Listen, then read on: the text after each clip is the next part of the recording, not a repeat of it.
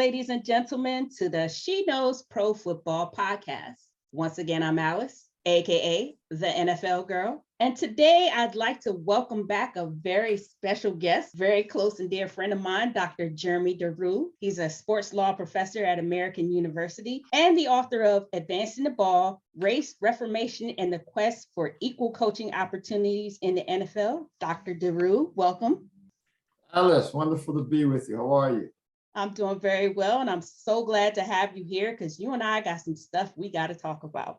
All right.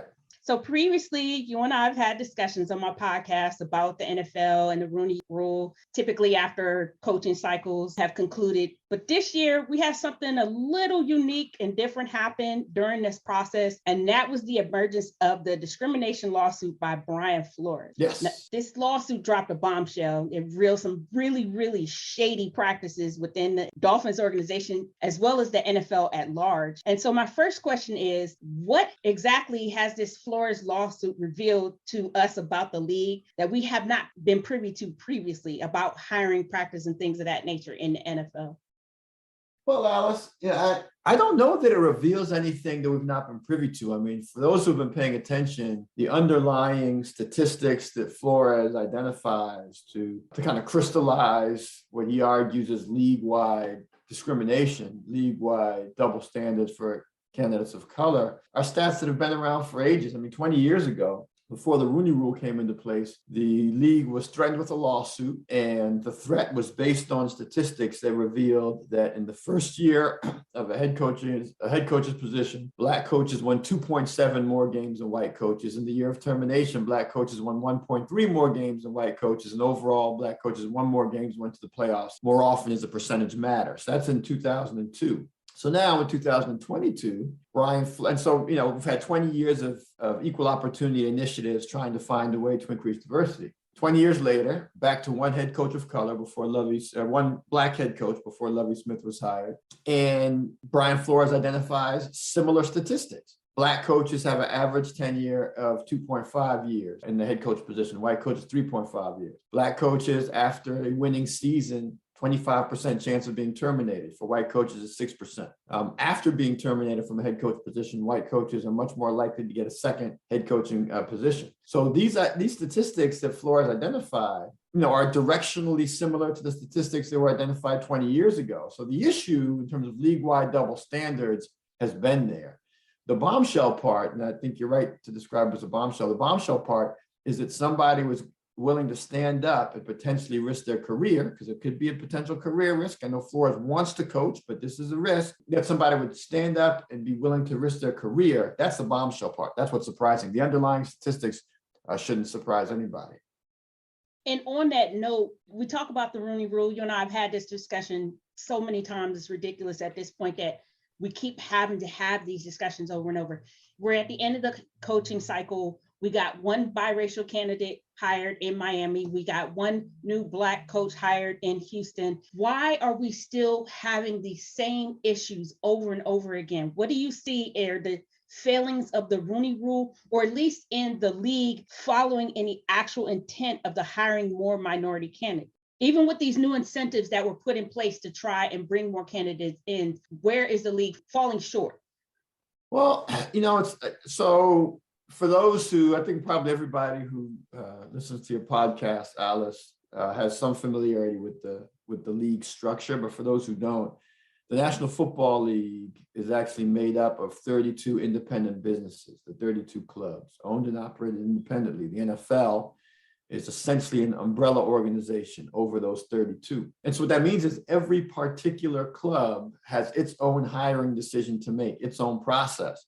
Now, the league has league-wide rules like the Rooney Rule, which you mentioned, but every club makes their own hires. And so the issue, as far as I'm concerned, is at the club level and not at the league level. I believe that the concept behind the Rooney Rule is a sound concept. I think it's a sound rule. I think the failing is with clubs' unwillingness or refusal in some cases to implement the rule the way it's supposed to be implemented, to be true to its text, first of all, but also to its spirit, which is to give someone who's historically not been able to get into the interview room an opportunity to make their case. I think a lot of clubs have engaged in sham interviews. I think clubs have identified who they wanted from the beginning, and then brought in candidates of color just so they could fulfill the Rooney Rule. And that defeats the purpose, and the consequences, I think, are, among others, the situation we find ourselves in now that Brian Flores is challenging with both federal and state statutes. The league's failing is that the league has not penalized clubs who have failed to implement the rule properly. That's the league's failing, but it's on the club level, I believe, that the real work needs to be done. And in saying that, how can we make this more equitable? How do we bring in more candidates? Is there a way to, because again, this is 20 years later that we're still talking about this same one issue, and we haven't, if anything, we've gone backwards. We have less coaches now than we did in, say, 2006 or 2007. So why are we progressing backwards, and how do we address that and fix that going forward?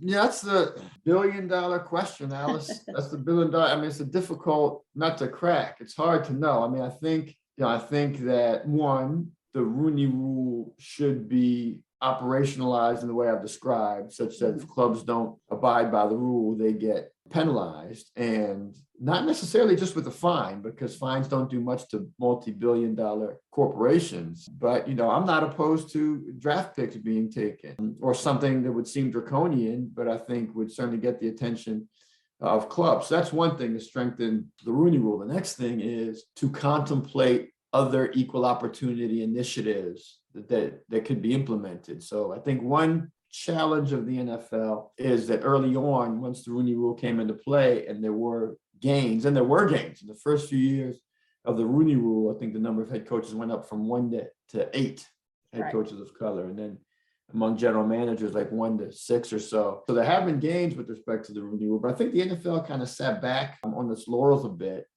and was not consistently aggressive about other creative means of spurring equal opportunity. As of late, they have contemplated others, and you may have read, Alice, that 5 civil rights organizations, including the National Urban League and NAACP, went to Commissioner Goodell and said something more has got to be done. So I don't think the Rooney Rule should be jettisoned. I think it should be maintained, but operationalized in the way I've described. I think other equal opportunities should come into play. And I've, for a long time, been arguing that there should be a moratorium between the end of the season, when coaches are fired typically on quote unquote Black Monday, and currently, in the following 2 weeks, they hire, and it's fast and furious, and nobody's taking time to think about anything. Everybody wants to make sure their candidate isn't taken, that they don't fall behind when preparing for the next NFL year. And so I think you have knee-jerk reactions, and when you have knee-jerk reactions, and when you're forced into action quickly, I believe you retreat to what's most comfortable.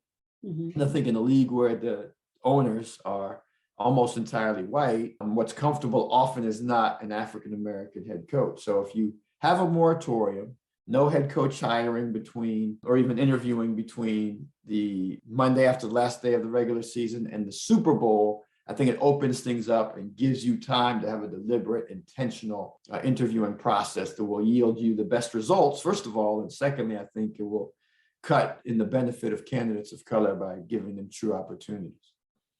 And I agree with you. I think there's some level of, and I've said this previously, that there is some level of nepotism. We tend to hire what is comfortable and familiar to us. That's why you get the sons of previous head coaches now become head coaches within the NFL, the brothers and things of that nature.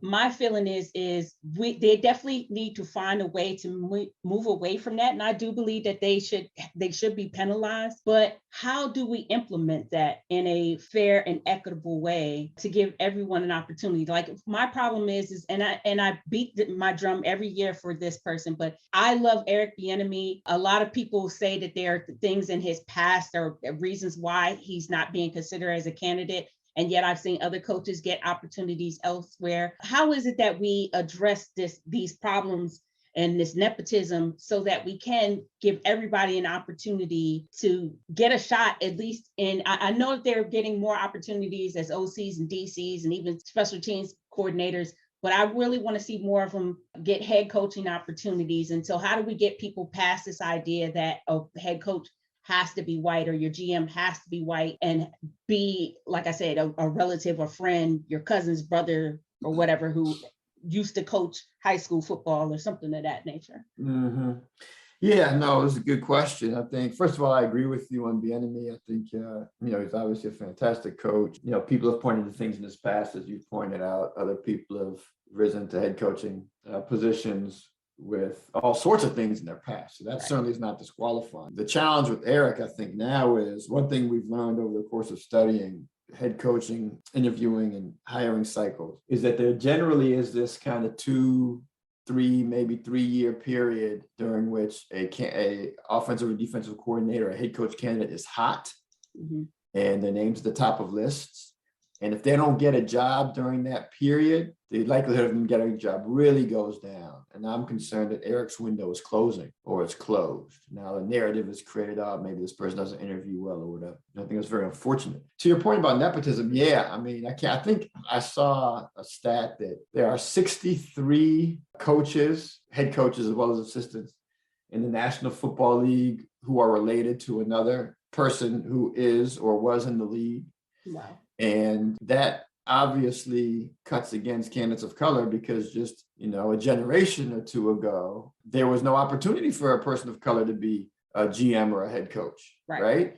And so when you have situations where relation to, a father or a grandfather is relevant, then, people of color are just going to be disadvantaged. And it's tough. And there's nepotism in all industries, certainly, but it's glaring in this one. I think the way to get past it, Alice, or around it, is to ensure that decision makers recognize that by casting a wide net, they are separating themselves from other clubs not casting a wide net, that you will be better by casting a broader net, that you will be better by contemplating a diverse leadership structure. That's, I think, and the problem is, I think it's hard to convince billionaires of that. A mentor of mine, John Wooten, the former chairman of the Fritz Pollard Alliance, played for the Browns for 10 years, just a huge figure in the league, was then high-end personnel with the Cowboys and the Ravens and the Eagles. He says in his early days with the Cowboys in the 70s, the owner would say that he was a scout there. The owner would say to him, look, because he was making these points then, the idea that you should cast a wide net when you're looking for a head coach. He said, the owner's like, look, I know who I want to hire. So why are you telling me I should go interview all these people? And John's response was, I hear you that you know who you want to hire. The problem is, the question isn't who do you want to hire? The question, if you want to have the best team possible, is who's best for the job. Right. Answering the question, who do I want to hire, is not going to get you the person who's best for the job. And so, I think that there's got to be some way for the business case to be made effectively to these owners that, hey, not only is it the right thing to do, expanding opportunity, but it's the best thing for you. You are better off if you expand opportunity than if you don't. Because that takes me back to a prime example of exactly what you're talking about is when we go back to looking at Tony Dungy and Lovie Smith facing each other in a Super Bowl. We're talking about two Black head coaches coaching in the biggest game of the NFL. So the idea that opportunities aren't being opened up because there is some kind of belief that Black head coaches can't succeed, all that falls apart when you have a scenario like that, where you have these two Black head coaches in the biggest game in the league. And so I feel like that's such a false narrative that there isn't the same level of success as has been pointed out previously, as has been pointed out, when the Rooney Rule was being implemented. So there's some failing there that I don't know where that idea comes from, because it's clearly not based on the statistics and the information that is available currently. Well, I think what it is irrational. And, there are few things more irrational than prejudice. Right. Judging something beforehand, prejudging, prejudice, discrimination, it's irrational. Doesn't make any sense. So that's, that's the problem. And as you point out, there's been success with Lovie and Tony, certainly, but I should point out, in addition, that there have been so many other, once the Rooney Rule came into play and we started to get more people of color in head coach and GM positions, substantial numbers have gone to the Super Bowl. Absolutely. You got Dungy, of course, you got Smith, you got Caldwell, you got Mike Tomlin, you got on the GM side, you got Rod Graves, you have Jerry Reese, you have, I think we could just go on for, for a long Exactly. time, identifying the success people have had. So it just, it's irrational, and racism or discrimination, prejudice is irrational, and that's what makes it so hard to tackle, because Yes. reason doesn't break it down. Right. So I have two final questions. My one question first I want to ask is, what do you see happening as far as Flores, maybe if he has a future in the league, but more specifically, what do you see happening with this lawsuit? Can he even win against the juggernaut that is the NFL? What will be exposed in the process? Like, where do we see this lawsuit ending up? So it's a tough road to hoe he's got, for a number of reasons that probably go beyond the scope of this conversation and get deeper into the law. But Right. at this point, he's got a very strong argument that he was treated unfairly, deeply unfairly. But his argument that in his particular circumstance in Denver and in Miami and in New York, that he either didn't get the job or was terminated because of race is harder to prove. I mean, he can prove that there are double standards across the league. I gave those stats earlier. But to prove that his particular circumstance had to do with race is harder. Now, if he can get past what's called a motion to dismiss, which is the first line of defense often in civil litigation, if he can get past the league and the club's motion to dismiss, then he gets to something called discovery, which is where he gets to look into all of the league's information, emails, documents related to his claim, and with that information, patch together his argument. If he can get there, I think his chances are strong. But first, he has to get past the motion to dismiss, and that's where the action is going to be over the course of the next, many months. And then my final question for you, and it's me trying to be pie in the sky, trying to be an optimist, even in the face of what I see is 20 years of no progress. What is the future? What is the hope? What are we hoping that we can eventually get to? Are we hoping for 50-50, let's say 16 coaches, or are we just hoping at least to get maybe 25%, where we get at least 8 coaches, maybe minority coaches? What is it that we hope to actually get out of the Rooney Rule if it's implemented properly, and how do we get to that? So I don't think that we should set a numerical target. I don't think that answers the question for us. I think, Alice, when we get to the point where mediocre Black coaches who are terminated start getting second jobs routinely, then we've reached where we need to be. Because that's the situation we are. Mediocre white coaches get second opportunities, and mediocre Black coaches don't. Black coaches should be able to fail too. Right. And have another opportunity. Once we get there, then I think we've achieved something. I agree with you, because I see so much. It's so totally different seeing what I see with the NFL and then what I see in the NBA, where it does seem like Black coaches get more opportunities there. And I don't know what the difference is between the two leagues, that it's so substantially different. So yeah. Well, I'd like to thank you for coming on again, and I appreciate having you. So thank you again for being here. Oh, happy to be my homegirl always, Alice. Good to talk to you. It's good talking with you too. Thank you. You're welcome. Have a good day. That's all the time we have, you guys. Want to thank everybody again for listening. Be sure to follow me on Twitter at TheNFLGirl 320. You can read more of my thoughts on SheKnowsProFootball.com. Thank you again for listening. See you back here next time.